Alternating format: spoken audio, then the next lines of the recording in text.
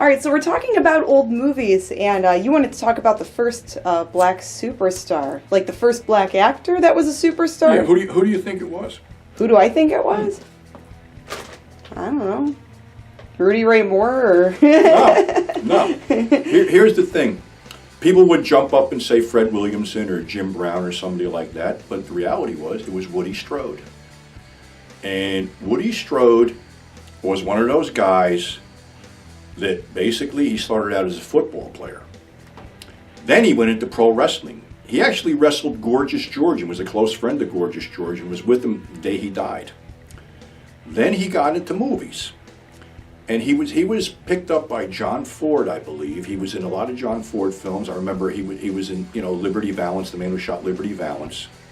And when John Ford was dying, Woody stayed with him and slept on the floor to take care of him because nobody was taking care of John Ford.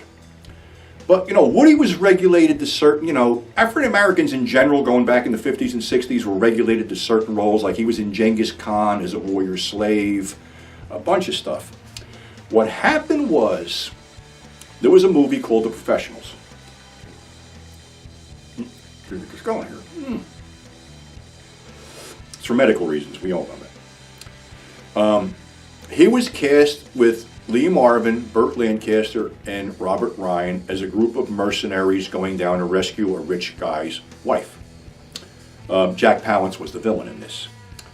Well, Lee Marvin gave Woody the rub because Woody was one of the most impressive, physically built guys that ever walked the earth. He was like a phenomenon. He was just phenomenally built. Lee Marvin told him, take off your shirt and just wear the vest. Right away, zoom, the attention was on Woody because Woody just looked good, and Burt Lancaster was like ticked off to no end because in between shooting scenes, he would challenge Woody to test his strengths and Woody would always win. And Woody became Lee Marvin's drinking buddy there in the show, and there's a story that they were in Las Vegas. You remember some cowboy on the Vegas Strip going back in the 60s, this big cowboy that was all lit up and stuff? Well, they decided to shoot it with an arrow, and Woody had to actually learn archery to play the part. So I believe that Robert Ryan might have been holding his belt. He was out on a ledge and shot the arrow. He missed a couple, but he finally shot one. It basically made this thing catch on fire and blow up and stuff.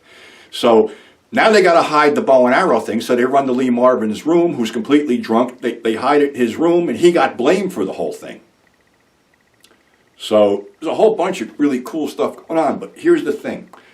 Do you remember Once Upon a Time in the West, that movie? Mm-hmm. Okay.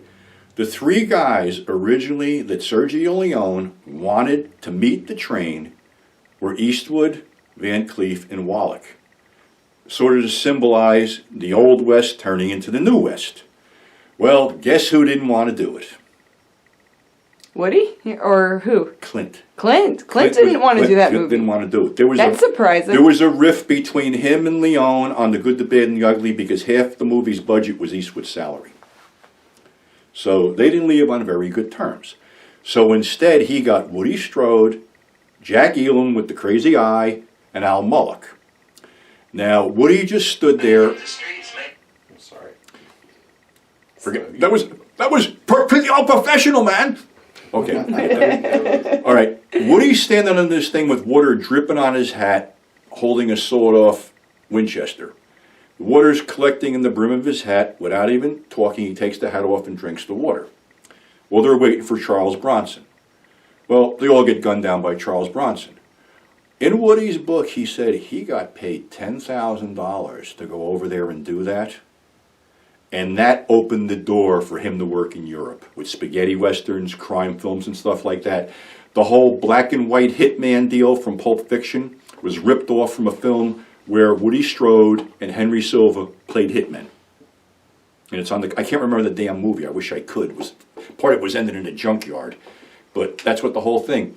So Woody was over there. Woody came back. Woody did Kingdom of the Spiders over here. And he did Posse and a bunch of stuff. So he was basically a superstar way before Jim Brown, Fred Williamson, Bernie Kaser, any of those guys. He was the groundbreaker who came in, had trouble working it over here until Lee Marvin gave him the rub. And then he just shot off like great over there. And You know, you look through his filmography, he's done some really great stuff. So, yeah, Woody Strode was it. First African-American superstar.